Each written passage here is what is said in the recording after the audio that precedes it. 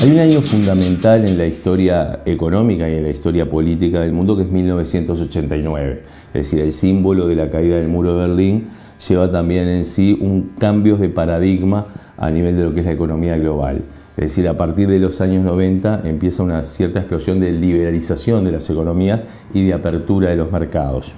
Dentro de 1989 hubo una especie de decálogo llamado el Consenso de Washington, que decía que los países, para poder realmente dar un salto cualitativo en su economía y en sus niveles de sociedad, tenían que abrirse al mundo, apertura comercial, apertura financiera y sobre todo promover las inversiones extranjeras. Si bien la ley es de finales de los 80, recién a principios de los 90 comienzan los primeros emprendimientos vinculados a la forestación. Es decir, la ley no se implementó y no hubo un boom de forestación inmediato, sino que fue algo que se fue profundizando en la década de los 90. Es decir, hasta esa época muchas economías, y eso incluye las economías de América Latina, se encontraban bastante cerradas o no proclives, como yo decía anteriormente, a la recepción de inversiones, por aquello de las penas son de nosotros, las vaquitas son ajenas. Es decir, considerar que cuando las inversiones del extranjero venían, buscaban una rentabilidad y dejaban miseria al interior de la economía. Es más, Uruguay entre 1931 y 1974 llevó a cabo el denominado modelo de sustitución de importaciones, donde básicamente era un país que se miraba a sí mismo, buscaba protegerse y estar cerrado al mundo en muchos aspectos económicos. A partir de allí empieza un proceso de liberalización, pero que en los 90 retoma el impulso.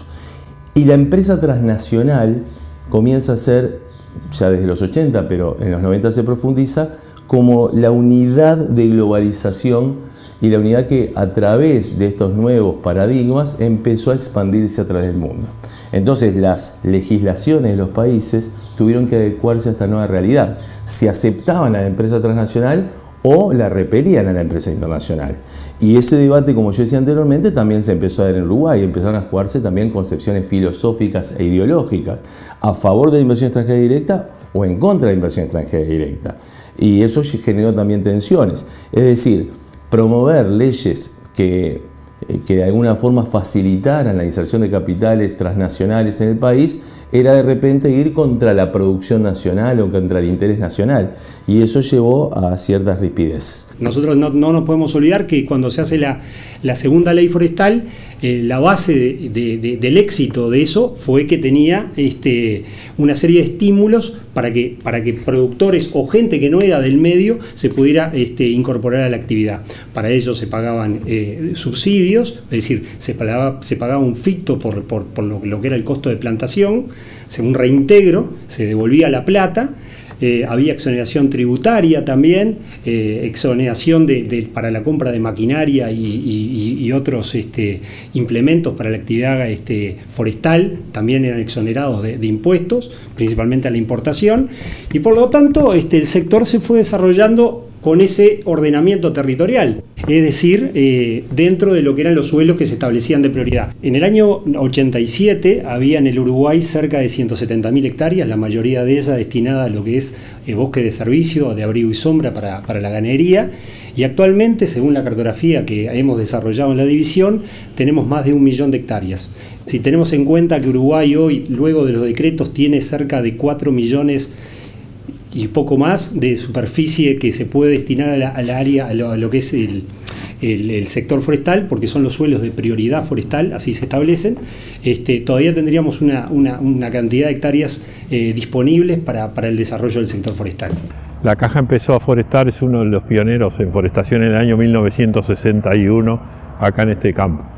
Y bueno, los fondos de los jubilados se invertían acá, las jubilaciones, y bueno, hoy al transcurrir del mercado, nosotros se ha ido aprendiendo en pila, ha cambiado enormemente, pero nosotros fuimos los pioneros en mandar a China a abrir el mercado de Vietnam en eucalipto, mandar en contenedores madera cuando nos decíamos que estábamos locos, que cómo íbamos a romper todos los contenedores.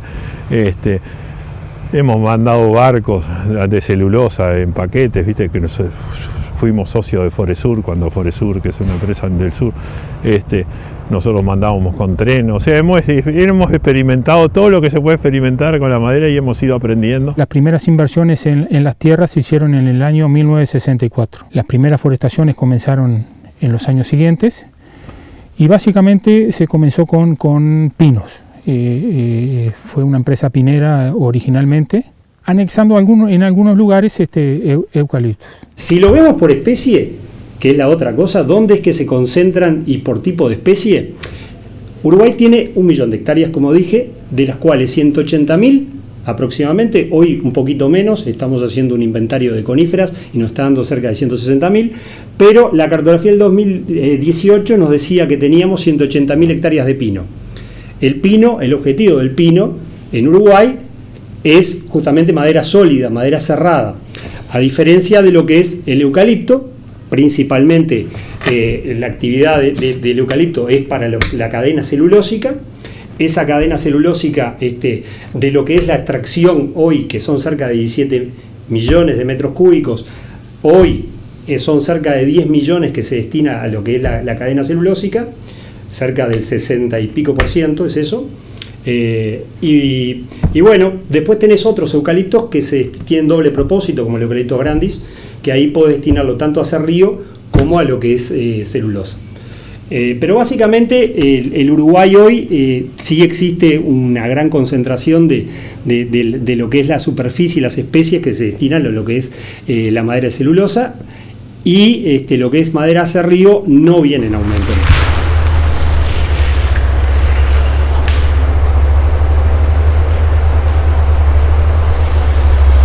Como ustedes saben, las nuevas tecnologías han hecho que la utilización de papel para impresión, diarios, revistas, libros, de alguna manera viene bajando. El consumo de papel en esos segmentos viene bajando, pero por otro lado ha aumentado enormemente la utilización de papel, lo que se conocen como papeles tissue, que son papeles para limpieza, para servilletas, para pañuelos, para toallas de mano, lo que tiene que ver con el packaging, que hoy llevan muchos productos, las compras por internet y demás, han hecho aumentar enormemente la demanda de lo que se conoce como cartones o papeles de embalaje, pero también la celulosa es usada en otro tipo de productos, como pueden ser los pañales desechables de los bebés. Entonces, como que han habido áreas para las cuales se utilizaba la celulosa, la producción de papel de impresión ha disminuido, y otras áreas en las cuales ha aumentado enormemente el consumo.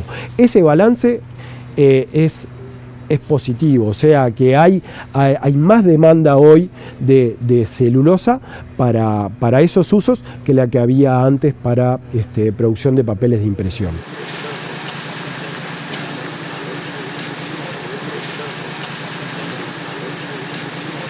Hoy somos un vivero de los más grandes en el país.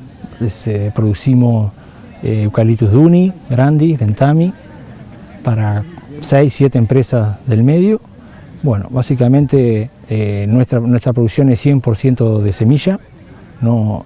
Por el momento no hemos incursionado en la parte clonal, solo hacemos plantas de semilla. Las plantas de eucaliptus se pueden producir de dos maneras, básicamente.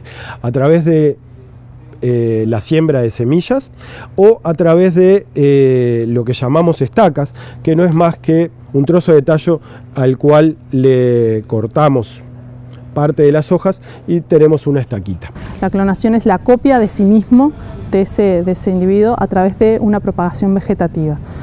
Por lo que se usa comúnmente en forestal, a través de estaquillas, usamos una planta madre, traemos parte de esos tejidos y hacemos hijitos de esos tejidos que enraizan y van a ser idénticos a su mamá. Nuestros plantines se producen en turba, con turba, vermiculita, fertilizante, en tubetes reciclables de plástico, o sea que básicamente al campo va la planta sin plásticos.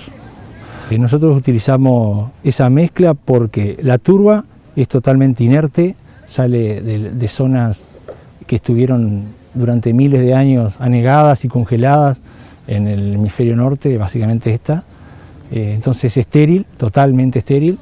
El mineral que aplicamos, que es la vermiculita, es para darle porosidad al tubete para que no se te humedezca mucho el tubete, y bueno, el fertilizante obviamente es lo que necesita la planta para vivir, y utilizamos eso y no usamos tierra, porque la tierra puede traer patógenos, puede traer semillas, y eso nos dificultaría la producción. Básicamente por eso es que usamos este sustrato.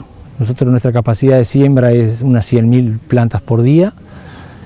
Básicamente usamos semillas de orígenes australianos, sudafricanos, brasileros y argentinos, y algo de producción nacional. Cuando uno siembra semillas, uno cosecha esas semillas de un árbol. Ahí antes de eso hubo reproducción sexual, y cada semilla tiene un contenido genético diferente, y eso hace que cuando yo lo planto, el monte que tengo tiene árboles finos, árboles medianos, árboles gruesos, árboles altos, árboles chicos. Hay una variación entre esos árboles. Lo que nosotros vemos, que trabajo en el monte, un monte clonado, es un lujo para trabajar, porque seguro no tiene casi nada rama, casi nada, a no ser alguno en la orilla ahí, pero es muy poco, porque a medida que va creciendo va volteando la rama, va secándose, va volteando solo, cae solo. Porque acá uno mira y hay con más ramas, con menos ramas, más torcido, más petizo, todo así. El clono, casi todo, uno mira un monte de clon y casi todos son iguales, y ramas allá arriba. ¿Por qué mejoramiento genético? Es igual que lo pasa a nivel de todas las especies, a nivel del transcurso del tiempo. Hay mejoramientos genéticos naturales que van sobreviviendo a aquellos individuos que van resistiendo a determinadas eventualidades de las épocas. Y hay mejoramiento genético dirigido. Nosotros usamos el mejoramiento dirigido, que seleccionamos diferentes características que queremos mejorar, y a través de diferentes herramientas es que vamos seleccionando esos individuos. Al igual que lo que pasa en horticultura, fruticultura, cuando hablamos del híbrido de tomate o el híbrido de papa, es eso, es la reproducción sexual de dos especies o dos individuos, y vamos a tener una descendencia de hijos que le llamamos híbrido, porque no es de una especie en particular, no es una especie grandis, sino es un híbrido de un grandis más globulus. Entonces su base genética va a estar mezclada por las dos. Nuestros árboles madre, o nuestras plantas madre, están seleccionadas para producir muchos metros cúbicos por hectárea, mucha celulosa y ser muy densos.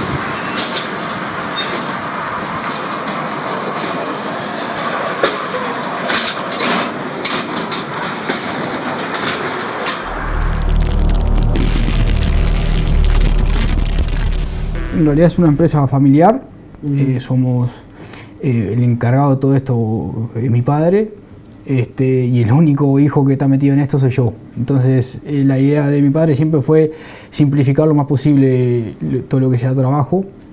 Por esa razón vendemos el árbol en pie. Los plantines son entregados por la planta mismo, y nosotros veníamos a hacer un trabajo de cuidarlos, de plantarlos y cuidárselos, y dárselos a ellos después cuando ya el árbol ya está grande.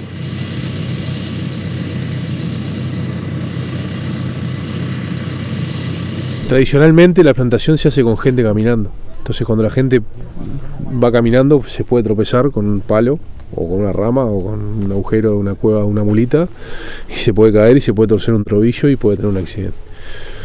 Al utilizar máquinas tenés menos gente caminando y por lo tanto la probabilidad de ocurrencia baja. En el caso nuestro, hace 4 años que no tenemos ningún evento de accidentes. En parte está explicado por haber mecanizado el proceso. También hay otras cosas que influyen. Los métodos de trabajo, los equipos de protección que se usan.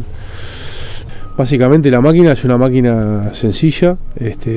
Hay una persona que va sentada acá arriba, va colocando las plantas en un sistema de plantación que está colocado al medio de la máquina, que se mueve por engranajes que van midiendo la distancia del suelo. Tiene una rueda que copia los metros del suelo, que los transfiere a una cadena, que son los que después los pasa a las manitos que agarran la planta y cuando van girando las colocan en el surco de plantación que fue realizado previamente por otro tractor. Atrás de esta máquina va otra persona que usa un implemento que es un zarapico, que es algo parecido a esto. La función es corregir desviaciones que puede llegar a haber con algunos árboles, plantitas que hayan quedado mal colocadas. Alguna que pueda haber faltado se repone. No, cuando se hace la reforestación se necesita un despejador para retirar todas las ramas, que es un aparato que tiene como una prueba de barco, a su vez tiene un disco que va cortando todos los palos y deja amontonado, y en ese metro, 1,20 m, ahí se pasa después un subsolador a 40-50 centímetros, que es un pincho que entra abajo, y unas excéntricas, con el mismo aparato tiene excéntricas que encamellona, ¿no? O sea que queda toda la tierra preparada. Y después con un rotobador o con otra excéntrica se aliviana y ahí ya se pasan herbicidas y se planta allí la planta con fertilizante. El suelo tiene una primera parte, sus suelos, sobre todo los de sierra, ¿verdad? Una primera parte que es suelo propiamente dicho, arenoso, con alguna gravillita, ese tipo de cosas. Y por abajo hay lo que se llama regolito, que es la roca ya en proceso de alteración, en fin, regolito, saprolito, dependiendo del grado de alteración, ¿no? Entonces, con esa uña que le meten, logran mover eso, ¿no?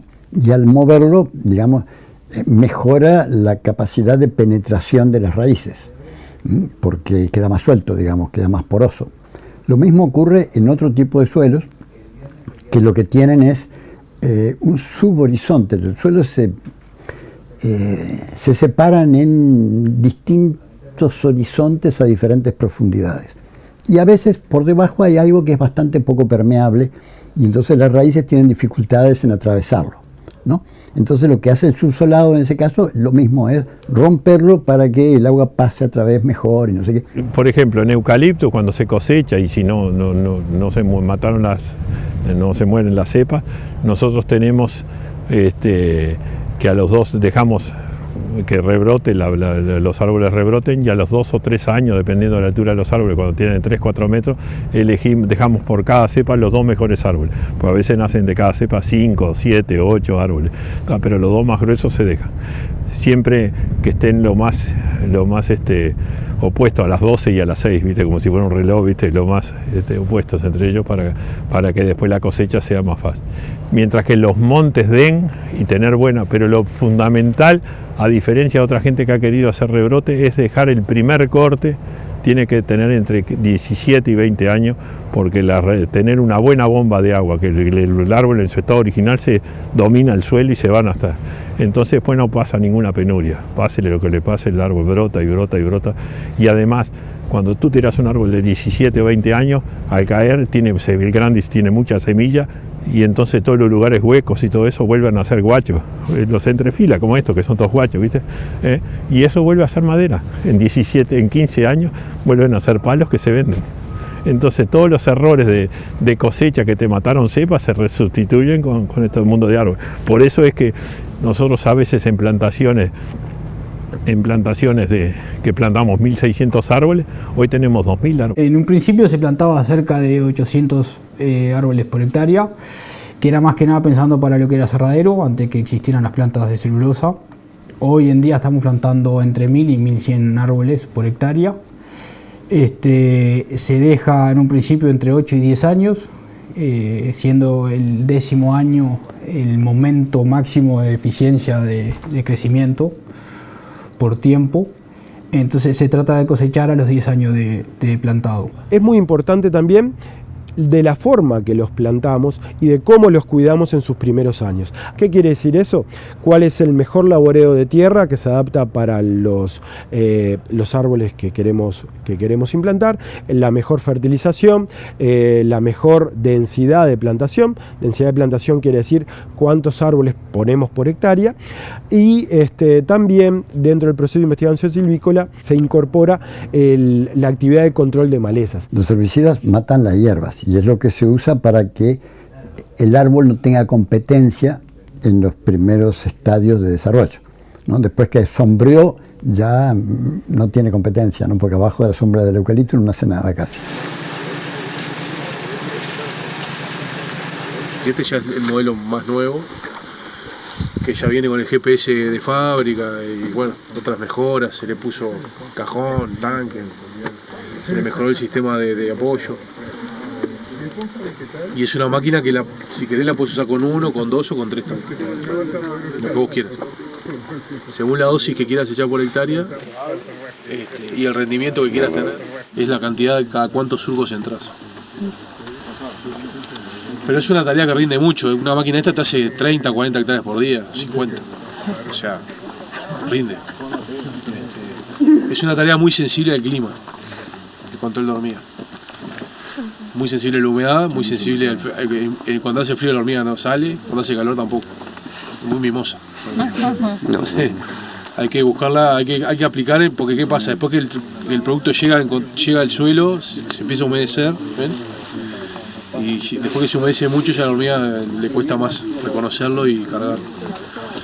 Entonces a veces hay que ser efectivo en eso, tirarlo cuando realmente lo está levantando la hormiga, que además son momentos del año, ¿no? Ahora por ejemplo está muy activa, porque se viene el invierno, empieza a guardar. Una cosa que es muy importante tener en cuenta es que nuestra actividad, nuestro ciclo de producción son 10 años. Yo te estoy hablando de que tenemos que hacer control de hormiga, tenemos que hacer control de maleza en el primer año. Los otros 9 años no va a haber ningún químico, ninguna aplicación, ninguna intervención en esa hectárea. Imaginémonos cualquier otra producción anual en la cual uno establece un cultivo y a la zafra siguiente otro cultivo y demás. En la misma hectárea no tiene nada que ver la intensidad de controles que lleva una producción anual con una producción que lleva 10 años. Acá nosotros ahora lo que estamos haciendo es raleo que está marcado, el que está marcado con rojo es el que queda, que es el árbol bueno que queda. El raleo es el que tiene más rama, torcido, bifurcado, que con horqueta, todo eso, que se ralea para que quede la mejor calidad de madera. Y nosotros el trabajo que hacemos es ese. Ahora venimos de mañana, empezamos y vamos tirando todo el que esté sin marcar y le hacemos una troza de 480 y lo desgajamos, lo picamos todo a 480 y bueno, la última vez hasta 380 puede ir porque va igual. Y la rama se deja cada 4 filas en el ramero y después se le deja abierto, así como está abierto acá, para que pase un grapo chico forestal que saca la madera.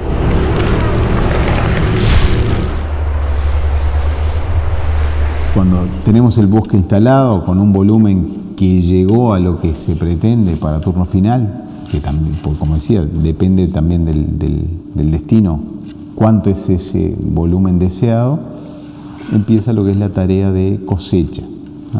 La cosecha, generalmente, hoy en día la mayoría se hace mecanizada o semi-mecanizada, ya prácticamente no se hace cosecha manual. La cosecha para abastecimiento de nuestra industria es 100% mecanizada.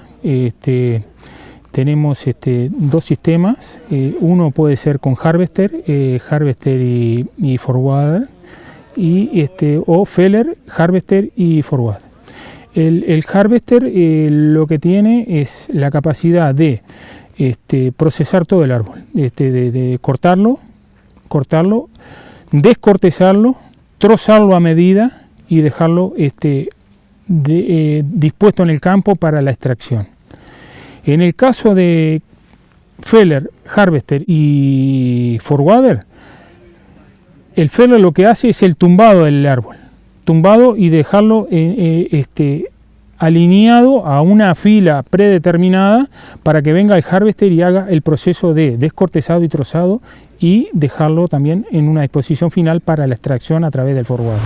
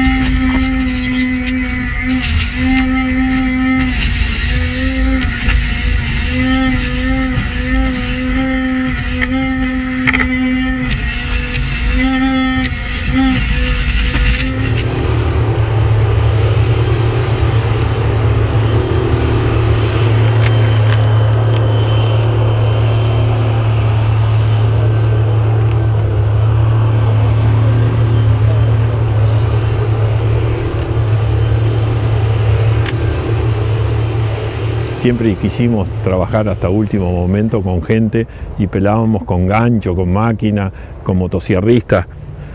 Después por ahí, por el año 2006, 2008, vinieron las máquinas, que eran máquinas más antiguas, cabezales más embromados, ¿viste? Todo se ha ido avanzando.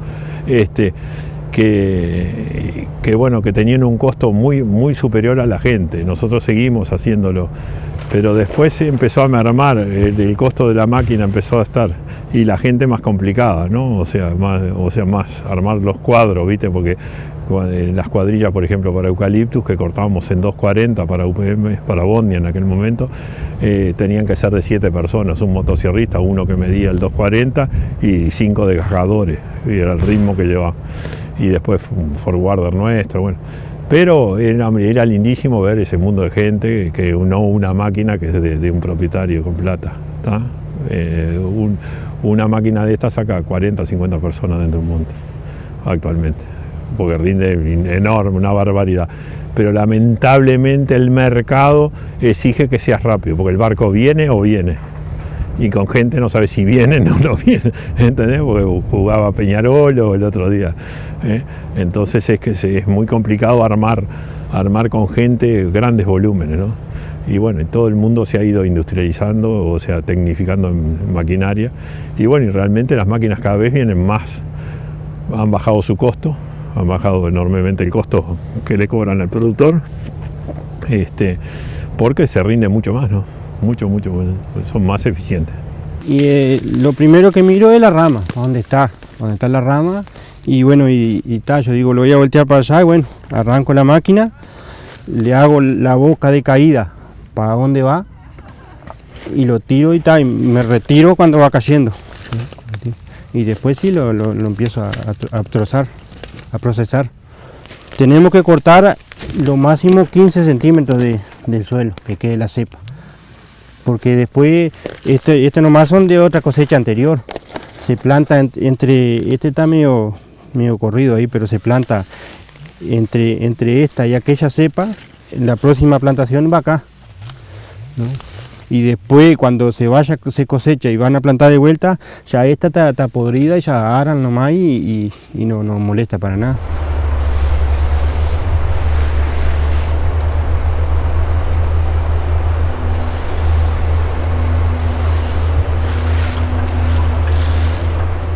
Lo que se hace acá, en este caso, ya estuvo plantado y ahora se está plantando otra vez. O sea, es la segunda vez que se planta, para dentro de 8, 9, 10 años cosecharlo de nuevo y volver a plantarlo de nuevo seguramente.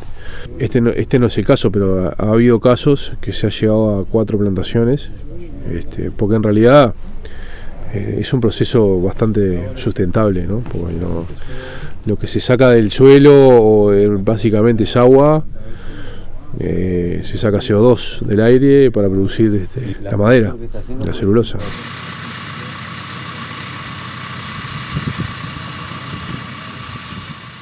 El tema es que los suelos se acidifican violentamente, ¿no?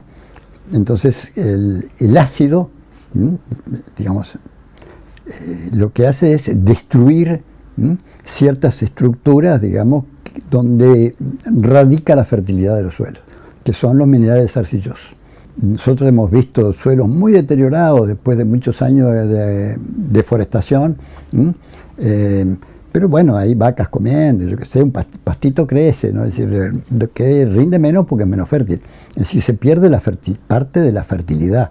Y eso, yo no digo que sea eternamente irrecuperable, pero a escala humana es irrecuperable. O sea, nosotros estamos encargados de que las empresas cumplan con el plan que presentan. Es decir, y además nosotros tenemos ciertos requisitos que le planteamos a ellos. Todo el tema de distancias, todo el tema de protección de incendios, todo el tema de dónde están plantando y con qué especies, todo eso se hace en controles e inspecciones. La Dinama lo que hace es mira lo ambiental. Para eso le exige que cumplan con determinados requisitos. Es el organismo responsable. Nosotros no entramos en lo ambiental. No tenemos injerencia en eso.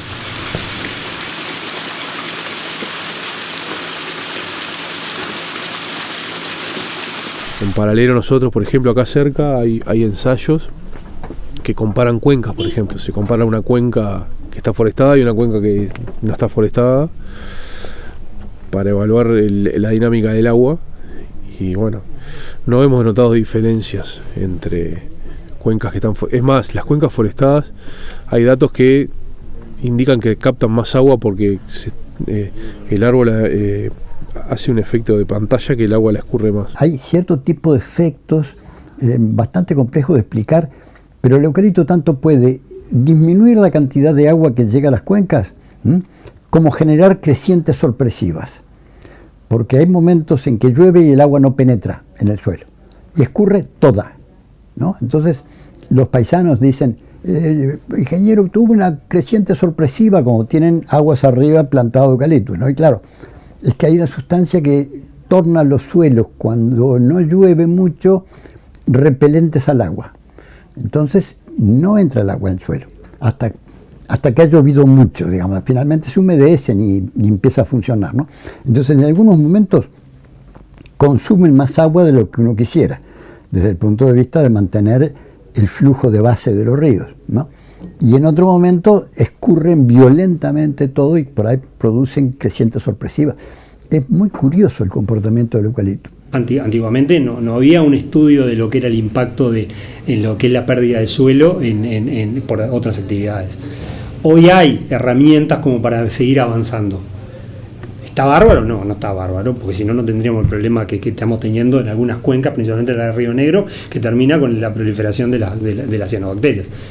No le vamos a engañar, digo, hay cosas a mejorar. Ahora, hay nuevas herramientas que van a permitir ir mejorando. Que mejora muchísimo, sin duda. Pero bueno, la forestación surgió ordenada, por lo menos, eso es lo que queremos transmitir. Que ha tenido algunos problemas y gente que no ha cumplido con determinadas exigencias, sin duda. Pero si no cumple y la dirección forestal está enterada, hay herramientas que lo hacen cambiar.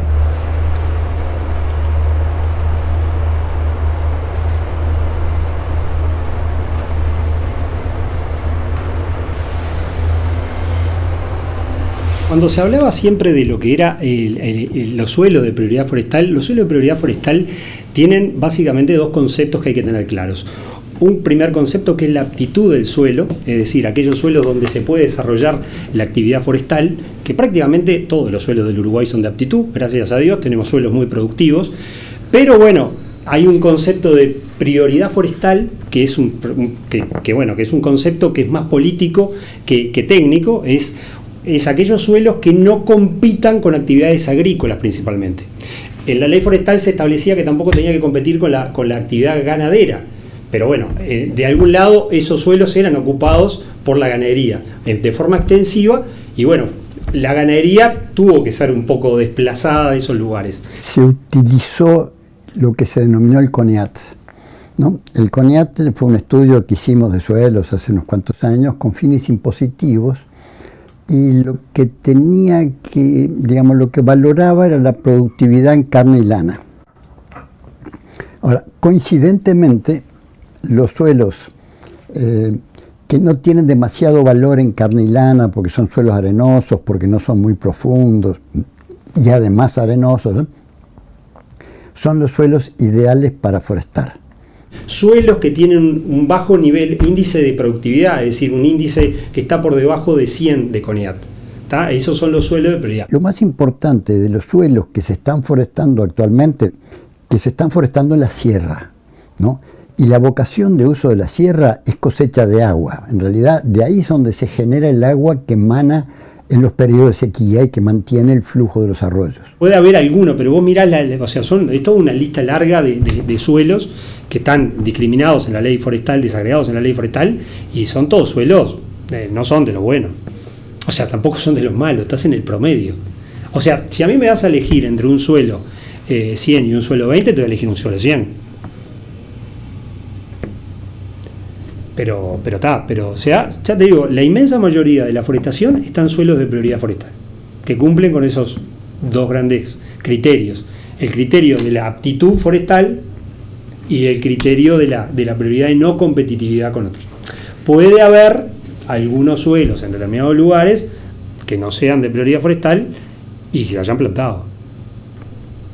Lamentablemente, claro, los árboles crecen muy bien porque el eucalipto es de raíz profunda y por lo tanto sale a buscar el agua entre las grietas, pero los ríos cuando llueve poco se quedan sin agua.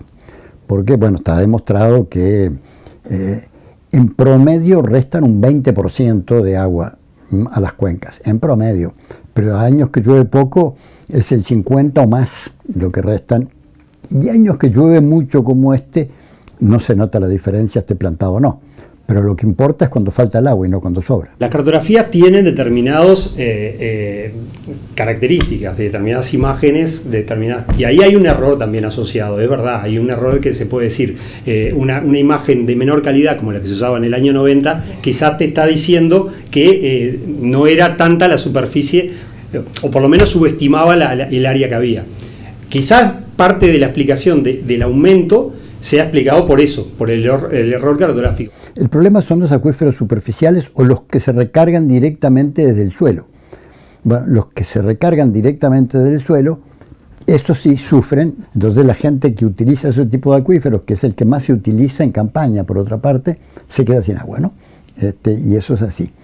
Ahora, el problema no es solo los acuíferos, el problema fundamental es el agua que escurre, ¿no? Es decir, están plantando las altas cuencas de nuestros principales ríos desde el punto de vista económico. Es decir, los ríos que riegan la cuenca del Laguna Merín, que se utilizan para arroz, ¿no? Para riego de arroz, la cuenca del Santa Lucía, que abastece la mitad de la población del país, la cuenca del Tacuarembó, más la cuenca del Río Negro, ¿no? Que es nuestra principal fuente de energía. Realmente es un impacto terrible. Y antes de que se ampliara el área de suelos para prioridad forestal, llamaron a nosotros y a una cantidad de técnicos, hasta de la Dinama, etcétera, y todos nos pusimos de acuerdo que había áreas que había que sacarlas de prioridad forestal. No solo las dejaron, sino que ampliaron otras que todavía no estaban. Todo el fósforo es uno de los principales elementos desde el punto de vista de la generación de cianobacterias, sobre todo en los embalses, ¿no? Porque los embalses funcionan como acumuladores en última instancia y son los que tienen las condiciones ideales para el desarrollo de cianobacterias, porque el agua es más transparente, porque como no corre se calienta y aumenta la temperatura del agua, ¿no? Entonces bien, luego llueve mucho por ahí, los embalses quedan verdes primero, ¿no? Y tienen que abrir las compuertas o rebalsan. Y entonces terminan lo que pasó el verano pasado, ¿no? Es decir, se vienen todas las bacterias al Río de la Plata con agua que ya está muy fertilizada a su vez, porque además los productores de sojeros fertilizan en cobertura, es decir, tiran el fósforo soluble arriba del suelo, ¿no? Entonces llueve y se disuelve y alguna parte penetra en el suelo, pero buena parte, no sé qué porcentaje, pero un porcentaje muy alto, corre hacia los arroyos y luego, bueno, fertiliza los arroyos, ¿no? Pero fertilización en los arroyos implica cianobacterias. Monte del Plata es una empresa, digamos que hace todo el ciclo, ¿no? Produce los árboles, los planta, los cosecha y los procesa para sacar celulosa. O sea, lo que se produce acá va para una fábrica que produce celulosa. El proceso industrial arranca por lo que conocemos como chipeado, que son estas grandes donas que se le llaman de astillas de astilla de madera. El proceso de chipeado entra el tronco y hay cuchillas que cortan ese tronco en pequeñas astillitas de madera que no tienen más de 5 centímetros por medio centímetro de espesor. Esas astillas, se llaman chip, van a ingresar a lo que es el digestor de la planta de celulosa, donde se va a hacer el proceso de extracción de la celulosa. En el digestor entran los chips de madera, pero también los chips son atacados por alta temperatura, alta presión y algunos químicos que reaccionan con la madera, haciendo que la madera libere la celulosa. Cuando la madera libera la celulosa o se descompone la madera, tengo celulosa más o menos 50-54% en ese rango, y hay otra parte que es la lignina. todas las distintas fibras de celulosa están juntas dentro de la madera, dentro de esa goma que es la lignina. La lignina tiene mucho contenido calórico, por lo cual esa lignina es quemada y utilizada para la producción de energía eléctrica. Esa energía eléctrica es la que hace funcionar la planta de celulosa, pero se produce más energía que la planta consume. La energía excedentaria es vertida a la red de UTE. O sea, la planta tiene un balance positivo y esa energía es vendida a la red de UTE. Por eso cuando uno ve la generación de electricidad de Uruguay, hoy están de moda los molinos, tenemos una parte eólica, siempre tuvimos represas, tenemos la parte hidráulica y luego hay una parte que dice biomasa.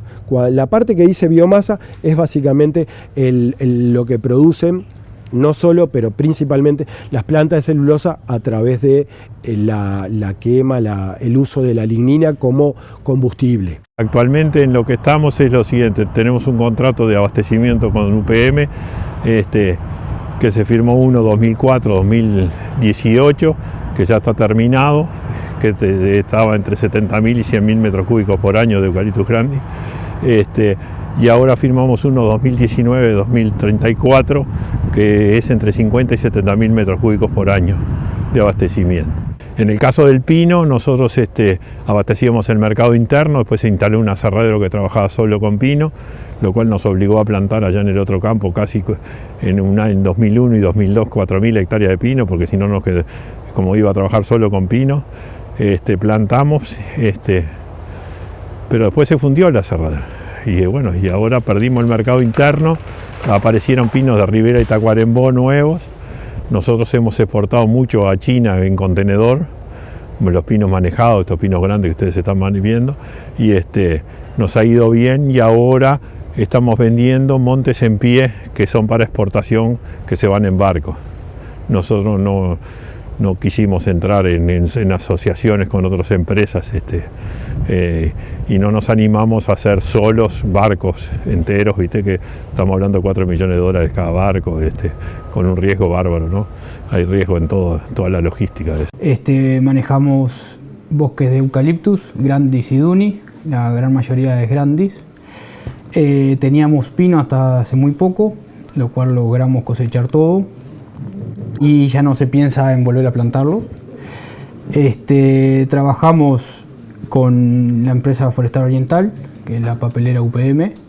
Ellos son los que nos brindan a nosotros los clones, de los cuales nosotros usamos para plantar en función a lo que ellos necesitan.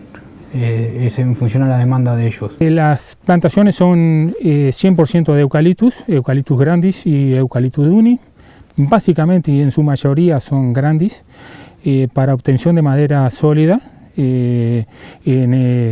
Madera sólida le llamamos todo lo que es el proceso de transformación mecánica de rolos a tablas. Nosotros vendemos un producto bastante estándar a nivel mundial, digamos, tabla rústica de pino, es una tabla que se usa desde muebles de jardín, sofá, tanto interior como muchas veces exterior con algún tratamiento posterior.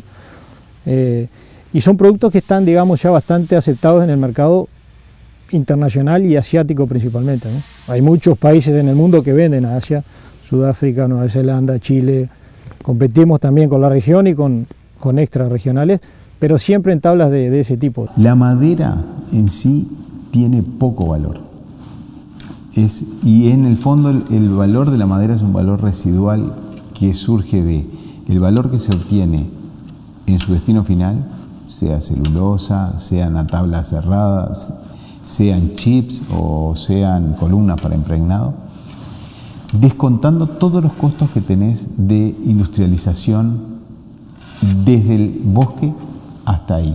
Yo tengo un bosque chico en un lugar que esté cercano, pero para poder sacar la madera tengo que hacer un puente en una cañada que me cuesta muy caro. El valor de esa madera se va a ver afectado por ese costo adicional que tiene que incurrir el que tiene que llevar esa madera. Entonces es muy relativo el valor. Digamos que bosque a bosque, dependiendo de todos los componentes, fijan el valor de esa madera. Cuanto más volumen tengo junto, o sea, cuanto más hectáreas tengo juntas, obviamente que mejor, porque yo voy a poder mejor gestionar mejor mis contratos de cosecha, mis contratos de tracción. Es más, logro economías de escala que me van a permitir bajar los costos. Entonces, a medida que más chico el bosque, le pegan más algunos costos que son de estructura, digamos. Entonces es muy difícil lograr, yo creo que nadie puede decir, hasta que llega el momento de pasar una oferta, puede decir, este bosque vale tanto. Es muy relativo, ya digo, es un valor residual en el fondo de la madera. Nuestra maquinaria se exporta en contenedores, pero hacemos la carga y la consolidación acá.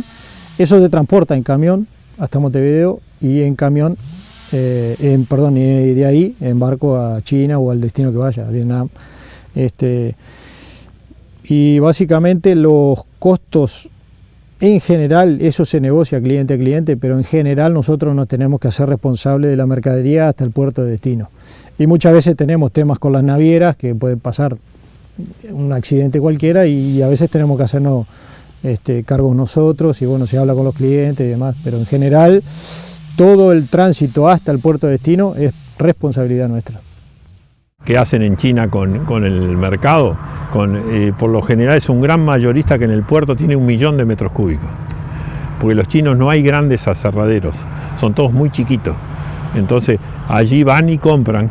Es como un gran, viste, estoquea y después va, dame 4 camiones, 5 camiones y va 600 kilómetros para allá, 700 para el otro lado. No es un gran aserradero enorme y se vende para hacer de todo un poco. Por ejemplo, en el caso de eucaliptus, yo tengo un sobrino en Alemania que todos los muebles, todo lo de baño, viste, los asientitos, todas las cosas de madera, son eucaliptus uruguayos. Y está laqueado y son chinos. Son de China, pero está todo laqueado en blanco y dice eucaliptus uruguayo, viste, te da toda la sigla. Y en caso de pino utilizan mucho el pino de muy buena calidad como el nuestro, viste, que para debobinar y todo eso nosotros mandábamos a Weyerhaeuser. Weyerhaeuser cuando empezó, la lámina como un sacapunta, viste, la debobinadora gira el palo y va saliendo, si está podado va saliendo todo libre, y son los enchapados, viste, que las puertas, viste, que no tienen un nudo, que se le ve la veta y todo. Pero los chinos no valorizan eso mucho porque son por lo general industrias con mucha mano de obra barata, y tapan los nudos y todo con lacas, viste, o sea, tienen todo sistema, o sea, barato y mucha mano de obra. Bueno, básicamente el tema costos es un tema terrible. Como yo les decía hoy, la madera tiene muy poco valor en sí, y cuando voy al valor de la madera tengo que descontar toda esa cadena logística que está atrás. Y yo tengo y los productos son productos generalmente de bajo valor, incluso hasta las mejores tablas, porque son alimento para otra industria o para otro uso, ¿no? O sea, para hacer un mueble es la tabla, será la mejor tabla del mundo, pero no tiene tampoco un valor súper destacado. Y nosotros no tenemos tampoco mercado interno como para que ese tipo de industria pueda traccionar en el resto de la economía. Yo me imagino una economía como Brasil, grande, con 300 millones de consumidores. Si uno piensa en una industria de muebles, bueno, tiene ahí un mercado para hacerlo. Nosotros no lo tenemos, nosotros tenemos que hacer siempre en exportar. Y si tenemos costos que no me permitan llegar con un valor de poco relativo valor a los mercados internacionales, no tenemos forma de poder hacerlo viable, ¿no? Que el precio no lo marca Uruguay, te lo pone el mercado, principalmente lo que es cualquier producto de acá. O sea, Uruguay no es punta de lanza en nada acá. Quizás la carne tengamos algo más primero es un poco más de valor agregado, pero en lo que es el sector forestal tenemos que ser tomadores de precio, no hay vuelta. Hoy por hoy las empresas, ¿dónde están apuntando? Y están apuntando a tener más cerca de las plantas, de las industrias o de los puertos, porque la logística tiene un peso muy importante en lo que es la ecuación. Es fundamental entender el concepto de Producto Bruto Interno, o como se le dice hoy en día, el PIB, el Producto Interno Bruto. La definición es la suma de los bienes y servicios finales generados por una economía en un periodo determinado. Esto quiere decir, si nosotros sumamos todas las actividades que se llevan a cabo al interior de las fronteras nacionales, tanto terrestres como acuáticas, Eso todo sumado da un valor, y ese valor es el PBI. Por ejemplo, el PBI de Uruguay hoy ronda los 60.000 millones de dólares. Si se lo divide entre los 3.400.000 personas, da un PBI de alrededor de 16.500, 17.000 dólares per cápita. Y eso nos lleva a que Uruguay hoy sea tipificado como un país de renta alta, aunque nos parezca un poco sorprendente dentro de las consideraciones del Banco Mundial, que nuclea países de acuerdo a su nivel de renta. Uruguay está tipificado como un país de renta alta a partir de esta consideración. Ahora, para generar PBI hay 3 sectores de la actividad económica fundamentales, se llama 3 sectores de actividad, que son el agro, la industria y los servicios. Es decir, para poner un ejemplo muy sencillo, si una persona ordeña una vaca y obtiene leche, esa leche después va a una industria, allí se procesa, se embolsa y otra persona la traslada hacia los almacenes y la vende, estamos en una primera actividad que es agropecuaria, la segunda industrial y la tercera de servicios. Entonces, en el Uruguay la mayor parte de las personas trabajan en el área de servicios, pero la principal fuente de riqueza viene de la agropecuaria. Entonces, ¿qué pasa? Si esa persona ordeña la vaca y viene, digamos, un brasilero y la compra, digamos, la cadena de valor se terminó allí. Digamos, si esa leche se va del tambo a Brasil, o sea, entra pongamos un camión desde Brasil y se lleva la leche, entonces el proceso productivo, digamos, la riqueza nacional se corta, se primariza. Ahora, si ya va a una planta pasteurizadora y allí se embolsa y después va hacia los camiones, eso va agregando valor. Cuanto más valor se agregue, más riqueza se genera en el país y más se distribuyen los ingresos, porque en esa cadena de valor va a ganar el señor que transporta, pero también van a ganar los empleados de la fábrica, y eso va generando mayor riqueza. Por lo tanto, es deseable, por lo menos desde mi punto de vista es fundamental, tratar de desestimular la primarización de la economía y estimular el valor agregado de la economía, porque eso no solamente genera más riqueza, sino que genera una mejor distribución de la riqueza. UPM en Uruguay tiene la empresa forestal, UPM Forestal Oriental, y también la planta de celulosa UPM Fray Bentos.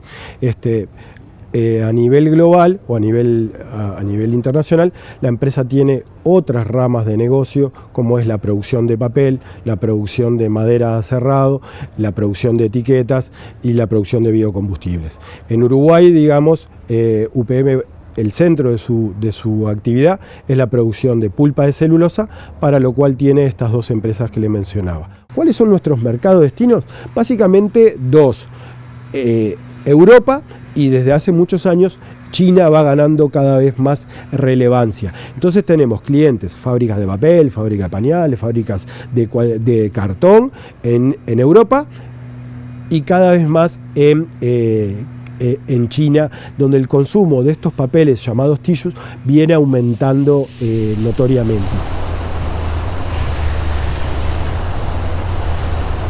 Hay una primera etapa que va a ser muy intensiva en mano de obra, que es la construcción de la planta, la construcción de la parte del ferrocarril, lo vial. Es decir, va a haber un shock de demanda de mano de obra inicial que va a llevar 2-3 años hasta que la planta quede en funcionamiento. Pero una vez que la planta quede en funcionamiento, esas 6.000 personas de las que se habla que van a tener trabajo directo van a probablemente pasar al seguro de paro o a ir a otras actividades de la construcción. Vamos a ver cómo... ¿Qué va a generar? La pregunta sería, si no estuvieran en zona franca, ¿esa empresa vendría? Esa es la pregunta, yo creo que no. Si Uruguay no le plantea el hecho de hacer un tren, esa empresa vendría, se instalaría en el centro del país con los costos que tenemos de transporte. Justamente, un exclave es desde el punto de vista jurídico es territorio nacional, pero desde el punto de vista económico no es territorio nacional. Bien, queda como excluido de la jurisdicción. Por lo tanto, fuera de las zonas francas hay aduanas. Acá en la zona franca, lo que era la zona franca de Montevideo o zona América posteriormente, justamente a ingresar, por ejemplo, si alguien le vende un producto, le está exportando a la zona franca. Por eso aparece muchas veces registrado como exportaciones a zona franca, no aparecen exportaciones a Finlandia. Es decir, la madera que sale de Tacuarembó y va hacia la zona franca, hacia la UPM o Monte del Plata o UPM2, se tipifica como exportación, porque no es, digamos, eso está en suspensión en el aire como territorio económico nacional, no es parte del territorio aduanero nacional. Esa madera es chipeada hoy, por ejemplo. Los chips van a estar en la dona, en esa enorme pila de chips que van a ver. Podrá estar 2 días. Y luego el proceso industrial son 2-3 días más hasta que sale de la otra punta de la fábrica la celulosa pronta. Con esas fibras de celulosa que se separaron en el digestor, luego por distintos procesos industriales, voy a purificarlos para tener cada vez más pura esa celulosa y también aclararla, porque naturalmente sale de un color marrón y todos queremos tener un papel blanco, entonces hay que ir aclarando esa fibra de celulosa hasta obtener lo que vamos a ver como un material parecido a un algodón, algo muy, muy blanco, con el cual se hace el fardo de celulosa. Bueno, los restos de esos productos en general van a dar al río, ¿no? Es contaminación. No son solo soda cáustica y ácido, es decir, hay una cantidad enorme de productos químicos que van, digamos, que forman parte del proceso, ¿no? Y sus impactos son conocidos, inclusive hay una publicación que en función de los datos que plantea la propia fábrica, de los productos que utiliza y los efluentes que tiene, llegan a la conclusión de cuántas toneladas de todo, desde mercurio hasta plomo, pasando por, hablando de metales pesados, ¿no? Pero digo, a su vez hay sustancias que los organismos vivos las leen como hormonas, y eso es parte de los efluentes que tiene la planta. Los peces al nacer no tienen definido el sexo, pero si le das hormonas de cierto tipo lo definen para un lado solo, ¿no? Entonces eso termina afectando a las poblaciones de peces, inclusive desde el punto de vista de la cantidad de animales, ¿no? Y las cadenas tróficas, o sea, el hecho de los consumidores primarios hasta los predadores, forman parte de mantener la salud de los ríos.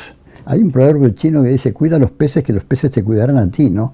Porque los chinos entendían muy bien, digamos, que la salud del agua que uno bebe depende de que exista el ecosistema completo. Vamos por un ejemplo. La cianobacteria no es un regalo maldito de Dios porque nos portamos mal. Es directamente consecuencia de la actividad económica de estos años. Es decir, todos decimos, qué bien, qué bueno, cuánta exportación de soja. ¿Y qué está provocando esa soja? O sea, pero bueno, el Estado tiene que ser regulador ahí. Lo que pasa es que hay mucho dinero.